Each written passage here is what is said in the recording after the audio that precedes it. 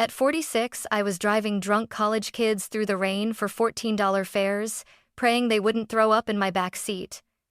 3 years earlier, I'd been Dr. Elaine Parker, owner of a thriving dental clinic in Greenwich, a woman with a $5.9 million home, and a husband who loved being seen with me. Then, my father-in-law, Judge Blackwell, decided I was unfit. In 6 months, he took everything: my clinic, my house, even my license to practice. "You'll never work again," he told me outside the courthouse, smiling like he'd signed my death certificate. He was right, until the night I picked up an elderly woman wearing pearls and a winter coat worth more than my car. She studied me in the mirror and said, "You're Elaine Parker's daughter, aren't you?" My hands froze on the wheel. My mother had been dead for 34 years, or so I thought. 3 years ago, my life looked perfect from the outside. Every morning, I drove my silver Tesla through the gates of Parker Dental and Aesthetics, a clinic I'd built from the ground up. We had 5 chairs, 8 employees, and a waiting list that stretched for weeks. I had the life every small-town girl dreams of: success, security, and a husband who bragged about me to anyone who'd listen. Daniel Blackwell was charming in that polished political way, just like his father. He called me my brilliant wife when we entertained guests in our sprawling Greenwich home. I should have known that charm runs cold in that family. It's a mask, not a heart. I discovered the affair on a Wednesday between 2 root canals and a veneer consultation. His paralegal had accidentally texted me instead of him. "I'll wear the red one tonight, your favorite." That night I confronted him. He didn't deny it. He laughed. "Megan, don't be dramatic. It's just an arrangement. People like us don't destroy families over feelings. People like us." I remember staring at him, wondering when I'd become one of them people who measured morality in convenience and power. When I filed for divorce, I thought it would be clean. I had proof of the affair, financial independence, my own career. But Daniel's father, Judge Blackwell, made one phone call, and the entire system turned against me. It started small. Auditors appeared at my clinic randomly. A week later, the state dental board received an anonymous complaint that I'd falsified sterilization reports. The rumor spread faster than infection. Within a month, patients were canceling appointments, and my staff started quitting one by one. Then came the hearing. Judge Blackwell didn't sit on my case. He didn't need to. He owned the man who did. The courtroom was filled with whispers, cameras, and the smug smile of my husband's attorney, his father's protégé. They painted me as unstable, unfaithful, and unfit to manage finances. A forensics accountant found offshore accounts I'd never heard of. A former assistant testified that I'd screamed at patients and threatened staff. Lies, all of them, but they didn't need to be true. They just needed to sound true. When the gavel fell, I wasn't Dr. Elaine Parker anymore. I was the disgraced dentist. The house went to Daniel. The clinic was seized for outstanding debts. My license was suspended pending further investigation. Outside the courthouse, Judge Blackwell waited for me, coat draped over his shoulders like a king. "You were useful while you lasted," he said. "You kept my son's reputation clean, but you've served your purpose." He leaned closer, lowering his voice. "You'll never work again, Megan. I promise you that." Then he smiled. The kind of smile only men with unchecked power can afford: slow, deliberate, final. That night, I packed everything I owned into the trunk of my 10-year-old Civic. My diploma, my scrubs, my mother's photograph. By dawn, I was gone from Greenwich, erased, just like he wanted, or so he thought. I used to fix smiles for a living. Now I drove people who barely looked at me. Bridgeport wasn't home. It was a waiting room for people who'd run out of luck. I rented a tiny room above a laundromat that smelled of detergent and despair. The paint peeled, the faucet dripped, and the mattress sank in the middle like it was grieving too. My first night driving Uber felt like punishment. Every ping on my phone reminded me how far I'd fallen. Teenagers with glitter on their faces spilled fries in the back seat. Businessmen complained about traffic like it was a personal offense. I smiled, nodded, and drove, because silence was cheaper than dignity. Sometimes, I'd pass by other dental offices, the bright, sterile lights glowing behind glass. I'd slow down, just to watch hygienists closing up, locking cabinets, laughing about weekend plans. I used to be one of them. Now I was just a shadow in the parking lot. One night, I picked up a woman outside a bar downtown. She slurred her words until she suddenly looked up at me and gasped. Wait, weren't you that dentist? The one who lost her license? Her voice was syrupy with pity. Guess you really messed up, huh? I didn't answer. I just gripped the wheel until my knuckles turned white. Rumors were poison, and Judge Blackwell was the one who'd poured the glass. Every rejection letter that came in the mail was another confirmation of his reach. We regret to inform you. After reviewing your record, they always ended the same way, unfit for hire. I tried applying in neighboring states, Massachusetts, Rhode Island, but the background checks followed me. My name was radioactive. Even temp agencies stopped returning my calls. Once, I called the state licensing office, begging for an appeal. The clerk on the phone lowered her voice. Off the record, Dr. Parker. Someone powerful doesn't want you reinstated. I'd let it go. Her whisper cracked something in me. I hung up and cried in the dark parking lot until my chest hurt. It wasn't just the career. It was the silence from people I thought were friends, former colleagues, even my own cousin, who'd once called me her hero. They all vanished. Power makes cowards out of the comfortable. By month 3, my savings were gone. I sold my wedding ring to pay rent. I ate canned soup for breakfast, lunch, and dinner. Every time I saw a gavel on TV, I felt bile rise in my throat. But what hurt most wasn't the hunger or humiliation. It was wondering if my mother Elaine would have been ashamed of me. I kept her old photo in my glove compartment, a black and white shot of her holding me as a baby. Dad used to say she died young, that she'd been too fragile for this world. I stared at her smile and whispered, "I'm still trying, Mom." That was before I knew she'd never stop trying either. Before I learned that while Judge Blackwell was busy destroying my life, my mother had been quietly building the weapon that would one day save it. It was a Tuesday night in November, the kind of cold that seeps through your coat and into your bones. The rain came down in sheets, blurring the world into streaks of light and motion. My phone chimed. Ride request. Fairfield Avenue, 11:07 p.m. Fairfield. The kind of neighborhood where driveways were longer than my entire street, where money smelled like cologne and old wood. I almost declined. Rich passengers meant small talk, complaints, and the faint scent of judgment. But the fare was $30. I needed gas and dinner. When I pulled up, the mansion loomed behind wrought iron gates, lights glowing in every window. An elderly woman stepped out, elegant and deliberate, a black wool coat draped over her shoulders and a string of pearls catching the streetlight. She moved like she had spent a lifetime being obeyed. "Good evening," I managed, forcing my voice to sound polite. She didn't answer right away. Instead, she studied me through narrowed eyes as she slid into the back seat. "Driver," she said, her voice smooth but commanding. "What's your name?" "Megan." "Megan what?" I hesitated. "Just Megan." Her reflection in the rearview mirror leaned forward slightly, her sharp blue eyes locking on mine. "Megan Parker." My stomach dropped. "You're Elaine Parker's daughter, aren't you?" The car suddenly felt too small, too silent. My hands froze on the wheel.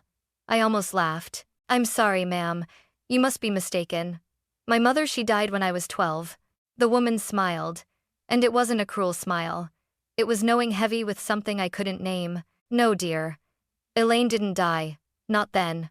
My pulse thundered in my ears. The traffic light ahead turned green, but I couldn't move. I eased the car to the curb, my fingers trembling on the steering wheel. "Who are you?" I asked, my voice barely above a whisper. She reached into her handbag and pulled out a cream-colored business card with gold-embossed letters. "Constance Drummond, co-founder, Genaris Pharmaceuticals.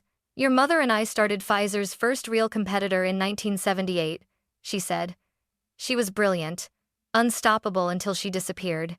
"I don't understand," I said, my throat tight. "My father told me she died of cancer. I saw the death certificate." Constance shook her head slowly. "Your father forged it. He took you, changed your last name, and vanished. Elaine searched for you for years." I couldn't breathe. The world outside blurred with tears and rain. "That's impossible," I whispered. "Why would he do that?" "Because she was becoming powerful," Constance said. "Too powerful for a man like him to stand beside. He couldn't handle her success." My chest ached. For years, I'd blamed myself for losing everything, for not being strong enough. Now a stranger was telling me my entire life was built on a lie. Constance's hand rested gently on the back of my seat. Your mother never stopped building, Megan, and she never stopped preparing. Before she passed, she made sure you'd have everything she left behind. I stared at her in the mirror, my reflection pale and hollow-eyed. What did she leave me? Constance's lips curved into a faint, knowing smile. Enough to destroy the man who destroyed you. The rain outside had softened to a whisper, but inside my car, it felt like a storm was brewing. I sat frozen, my breath fogging the windshield as Constance calmly opened her leather folder on the back seat. You should see this, she said. The first photo was grainy, my mother, Elaine, standing in front of a building with a bold metal sign, Generis Pharmaceuticals, 1989. Her hair was shorter, streaked with silver, her posture confident. She looked alive, powerful. Behind it, more photos. My mother shaking hands with U.S. senators, standing at conferences, smiling beside lab equipment. The timestamps span decades: 1997, 2008, 2015. My throat tightened. That can't be her. It is, Constance said softly. She never stopped working, never stopped fighting, and never stopped looking for you. I blinked hard, trying to steady my voice. I went to her funeral. I saw her casket. Constance gave a small, sorrowful nod. Your father forged everything, the certificate, the reports, even the obituary. He couldn't accept being married to a woman the world admired. So one night, while she was in Chicago for a medical summit, he took you and disappeared. The words hit like physical blows. I remembered flashes, suitcases by the door, a long car ride in the dark, my father whispering, "Don't cry, Meg. We're going home." I thought it was a dream. I gripped the steering wheel until my knuckles turned white. She looked for me? Every day. She hired private investigators, wrote letters to schools, hospitals, licensing boards. But your father was careful. No credit cards, no records. You became someone else, Elaine Parker, instead of Megan Elaine. Tears blurred the photos in my lap. I felt like I was staring into another woman's life, one that had been stolen from me. Why didn't she come find me when I grew up? I asked. I was in college. My name was in the papers when I opened my clinic. She could have. She wanted to, Constance interrupted gently. But by then, she saw you were successful. She didn't want to destroy the version of reality your father had built for you. She waited for the right time when you'd need her most. Her words settled heavily in the silence that followed. Constance slid a sealed envelope across the seat. This is the proof, her last message to you. Inside were photocopies of legal documents, trust deeds, corporate filings, and a handwritten letter with my name on it. My dearest Megan, if you're reading this, I'm gone. But I want you to know that every step of my journey, every company I built, was for you. I've left behind the truth and the power to use it. Don't let them break you like they tried to break me. My vision blurred again. The words for you glowed through the paper like light behind fog. She died 3 years ago, Constance continued quietly. Heart failure. She held your medical school graduation photo when she passed. I bit my lip to keep from sobbing. All this time, she was 2 hours away in Boston. Constance nodded. And before she died, she did one last thing. She bought 15% of Blackwell Industries, your father-in-law's company. I looked up sharply. What? She'd been investigating him for years. She knew what kind of man he was, how deep his corruption ran. She was waiting for the moment he would hurt you, because she knew he would. I could barely whisper. Why? Constance's eyes gleamed in the rearview mirror. Because your mother believed revenge doesn't need to be rushed. It just needs to be inherited. My hands trembled. Somewhere in that stormy night, the pieces of my shattered life began to rearrange, not as ruins, but as a map. A plan written long before I knew I'd need it. And my mother, the woman I'd mourned for 34 years, had just handed me the weapon she built to save me. The envelope on my lap felt heavier than gold. I traced my mother's handwriting with my fingertips, steady, elegant, unmistakably hers. Elaine Parker, Ph.D. Even dead. Her presence filled the car like oxygen after drowning. Constance adjusted her glasses and handed me another document, this one stamped with corporate seals. These, she said, are the transfer certificates. Elaine bought her shares of Blackwell Industries piece by piece through shell corporations over 20 years. By the time she died, she controlled 15%. I blinked. My father-in-law's company? The same Blackwell Industries that bankrolls half the court system? Constance nodded, a glimmer of pride in her eyes. She called it poetic justice. But that's not all, Megan. Look deeper. The next pages showed signatures Richard Blackwell's name over and over beside accounts registered in offshore banks. Bribes, payments, political donations that looped back to him. Constance spoke evenly, but her tone carried the weight of thunder. Elaine gathered everything. Wire transfers, hidden contracts, even recorded conversations. Your mother was a scientist, meticulous, patient. She built evidence the way others build fortunes. I flipped through the pages, my pulse hammering. There it was, the Gavel Project. Hundreds of pages, labeled, dated, cross-referenced, proof that the man who destroyed me had been corrupt for decades. She meant for this to surface when you were ready, Constance said softly. She knew the Blackwells would ruin you. She predicted it, and she wanted you to have a weapon strong enough to burn them down. I swallowed hard. And now I have it. Constance smiled faintly. You have more than that. She left you a controlling trust, one that, combined with her partner's shares, gives you 41% of Blackwell Industries. That's enough to remove Richard Blackwell from his own board. The world tilted. All the humiliation, the nights crying in silence, the endless rejections. Suddenly they weren't the end of my story. They were the setup. I stared at the highway through the rain-streaked windshield. She planned this for decades. Elaine was never a woman who acted without purpose, Constance replied. She knew power isn't taken, it's prepared for. I closed my eyes and saw it. The courtroom where Judge Blackwell smirked as he crushed my life. The way he'd leaned close and whispered, "You'll never work again." A hot tear slid down my cheek, not of sadness but fury laced with awe. He took everything from me, I said. But he never knew he was already working for my mother. Constance's lips curved in a small, knowing smile. She used to say justice should feel like gravity. Slow, certain, inevitable. Outside, the rain stopped. For the first time in years, I looked up and saw the reflection of city lights shimmering on wet asphalt like 1,000 tiny flames lighting a path. I whispered. How do I start? With courage, Constance said. And with patience. Elaine left everything in the care of Whitman and Cole, her attorneys in Boston. They've been searching for you since her passing. I nodded, adrenaline coursing through me. The years of despair, the helplessness, all of it shifted into focus. As I drove Constance to her destination, my hands no longer shook. Every mile felt like a step closer to my mother. Every turn, a return to the life she'd been building in the shadows. By the time she stepped out, she turned back and said one final thing that would echo for months afterward. The truth doesn't just set you free, Megan. It gives you back everything they stole. When I pulled away, the reflection of her pearls faded in the rearview mirror, but for the first time in years, I wasn't running from my past. I was driving straight toward it. The next morning, I drove to Boston with the envelope still clutched to my chest like a lifeline. The air smelled like winter rain and gasoline sharp, alive. I didn't sleep, couldn't eat. My mother's handwriting replayed in my head like a heartbeat. Don't let them break you like they tried to break me. Whitman and Cole's law firm sat in a tall glass tower overlooking the harbor. The receptionist's expression shifted when I gave my name. Dr. Megan Parker? She whispered, then hurried away.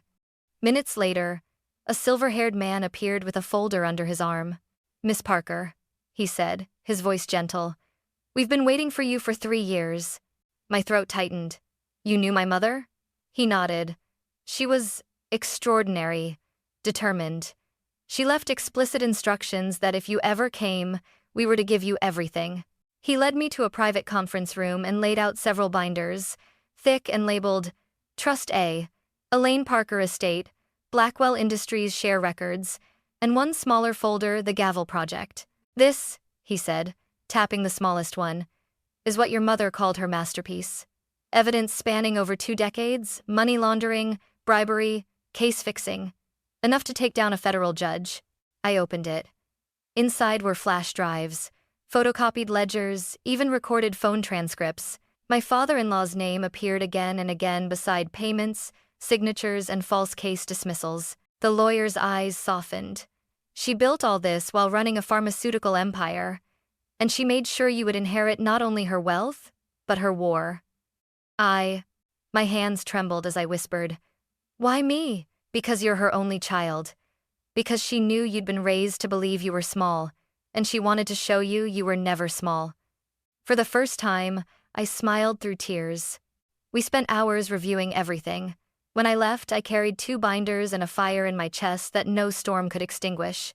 I returned to Connecticut quietly, changed my phone number, moved out of the laundromat apartment, and rented a tiny office space in New Haven. There, between Uber rides, I studied every page. Late nights became early mornings, piecing together the puzzle my mother had left behind. Wire transfers linking the Blackwells to politicians. Recorded conversations about bribes exchanged for verdicts. Photos of Judge Richard Blackwell receiving donations from law firms his rulings had favored.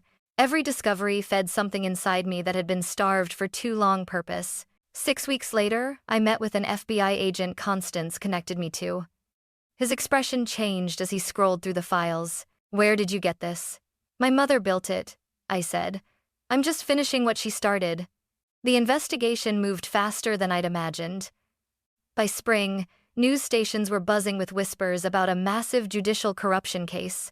Then, one morning in March, 3 years to the week of my mother's death, my phone vibrated with a single text from Constance. "It's time."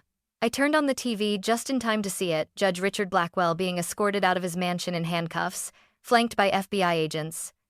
His face was pale, jaw tight, but his eyes looked terrified. The anchor's voice trembled.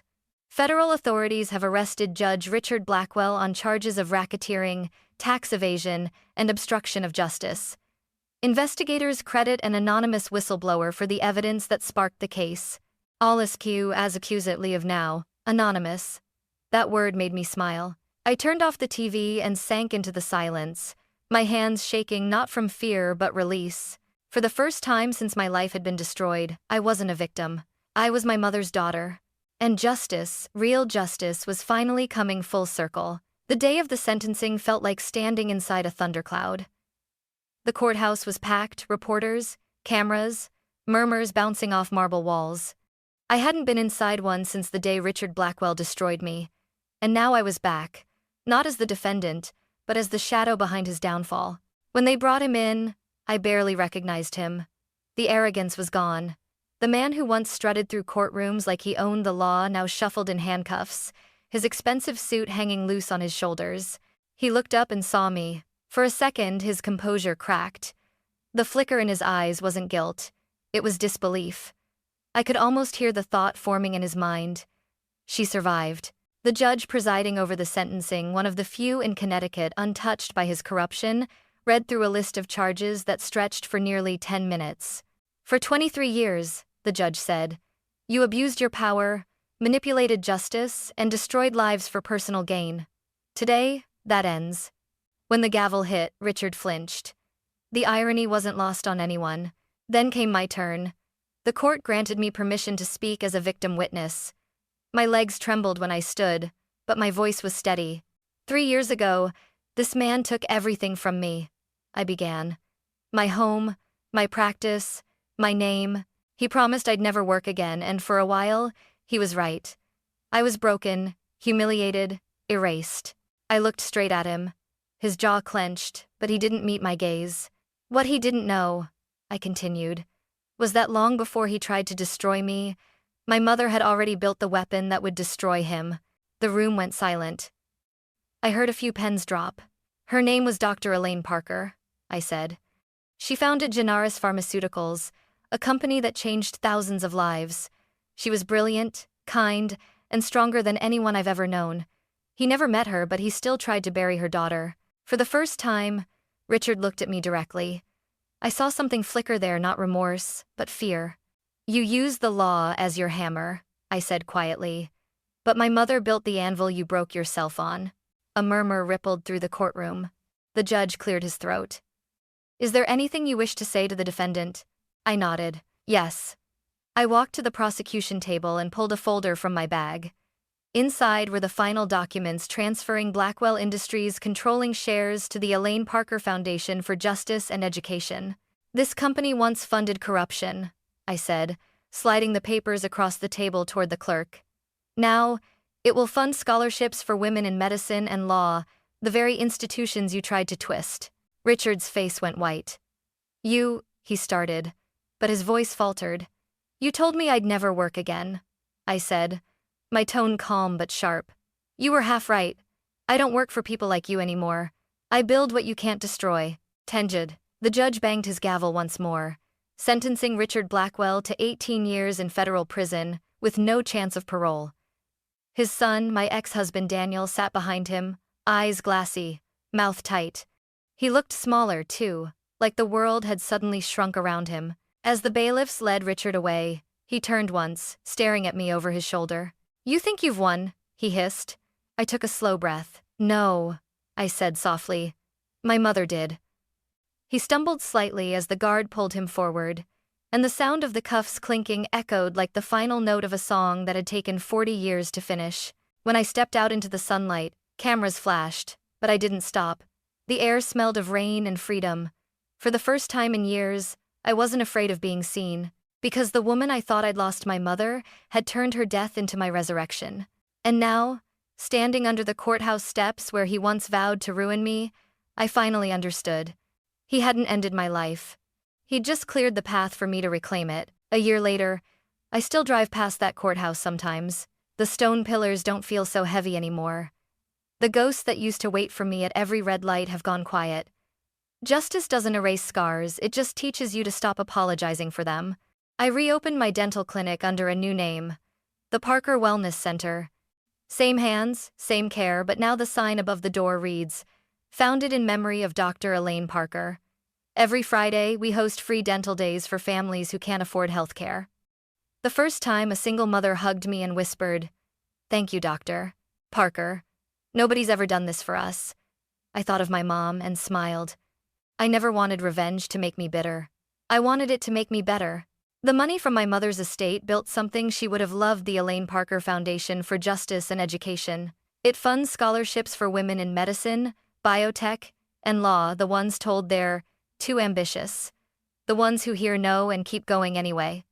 Every time I hand out a scholarship certificate, I see a spark of my mother in their eyes, fierce, brilliant, unstoppable. One evening, after a long clinic shift, I drove through downtown, the same streets I used to roam in my Uber days, the same flickering streetlights, the same half-empty gas station, but now they didn't make me feel small. They reminded me of how far I'd climbed. That's when I picked her up, a young dental student with dark circles under her eyes and a coffee cup clutched in her hand. She slumped into the back seat, exhausted.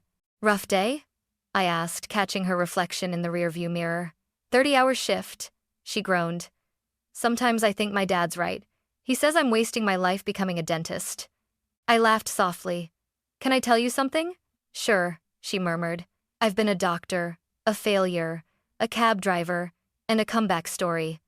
I lost everything once, my home, my work, my name. But I learned that what defines you isn't what you lose, it's what you rebuild. She leaned forward slightly. You sound like there's a story behind that. I smiled. There is. My mother built an empire in secret, all while the world thought she was gone. And when the time came, she gave me everything I needed to rise, not money, not fame, but the proof that I was never alone. For a moment the car was quiet except for the hum of the engine and the rain tapping the windshield. Did you ever regret becoming a dentist? She asked. I shook my head. Never. Not when I lost it all. Not when I was driving Uber just to survive. My mother used to say, healing people is a kind of power no one can take away from you. She was right. When we reached her apartment, she hesitated before getting out. Thank you, she said softly. I needed to hear that tonight. She left a $50 tip on the app. I watched her walk into the building, head held higher than when she'd gotten in. For the first time in a long time, I felt peace, not the kind that forgets the past, but the kind that honors it. As I drove home, the sky over the city was streaked with the faintest light dawn, chasing the last of the darkness away. I whispered into the quiet car, "We did it, Mom," because in the end, it wasn't revenge that defined me. It was legacy, a mother's foresight, a daughter's courage, and the truth that survived them both. The Blackwells believed power meant control, Elaine Parker proved real power was patience, the kind that waits decades, outlasts corruption, and still finds a way to love from beyond the grave. And as the sun rose over Connecticut, I realized the greatest gift my mother ever gave me wasn't wealth or justice. It was freedom.